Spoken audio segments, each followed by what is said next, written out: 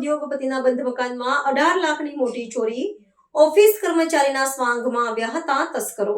વડોદરાના ન્યૂ સમા રોડ પર આવેલી નંદનવન સોસાયટીમાં ઉત્તરાયણ પર્વ દરમિયાન તસ્કરોએ એક બંધ મકાનને નિશાન બનાવી અંદાજે 18 લાખ રૂપિયાની મત્તાની ચોરી કરી હોવાની ઘટના સામે આવી છે। શહેરના જાણીતા ડામર ઉદ્યોગપતિ નરેશ પટેલ ગત 12 જાન્યુઆરીના રોજ સહપરિવાર રાજસ્થાનના ઉદયપુર ખાતે પ્રવાસે ગયા હતા। ત્યારે પાછળથી તસ્કરોએ ઘરના તાળા તોડી કિંમતી સામાન પર હાથ સાફ કર્યો હતો।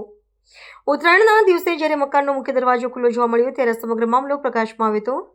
આ ઘટનાની પ્રાપ્ત વિગત અનુસાર તસ્કરો અત્યંત આયોજનબદ્ધ રીતે ઓફિસમાં કામ કરતા કર્મચારીઓ જેવા વેશભૂષામાં સજ્જ થઈને આવ્યા હતા। ઘરના છુપા કેમેરાના ચલચિત્રો જોવા મળ્યું છે કે 3 શખ્સો પૈકી 2 શખ્સો ઘરની અંદર પ્રવેશ્યા હતા અને એક બહાર દેખરેખ રાખી રહ્યો હતો।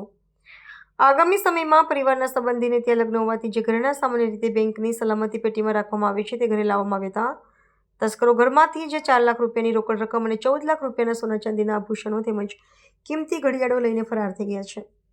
સ્થાનિક પોલીસ અને વૈજ્ઞાનિક તપાસ ટુકડીએ ઘટના સ્થળે પહોંચીને ઝીણવટભરી તપાસ શરૂ કરી છે। શંકા વ્યક્ત કરવામાં આવી રહી છે કે તસ્કરોને ઘરમાં ઘરેણાંની હાજરી અંગે પૂર્વ જાણકારી હોઈ શકે। હાલ પોલીસ દ્વારા સોસાયટીના અને આસપાસના રસ્તાઓના છુપા કેમેરાના ચિત્રો એકત્રિત કરવામાં આવે છે અને તેના આધારે ગુનેગારોને પકડી પાડવા માટે વિવિધ દિશાઓમાં ચક્રો ગતિમાન કર્યા છે। આ ઘટનાને પગલે સમગ્ર પંથકના રહીશોમાં ભારે ફફડાટ અને ચિંતાની લાગણી ફેલાઈ ગઈ છે।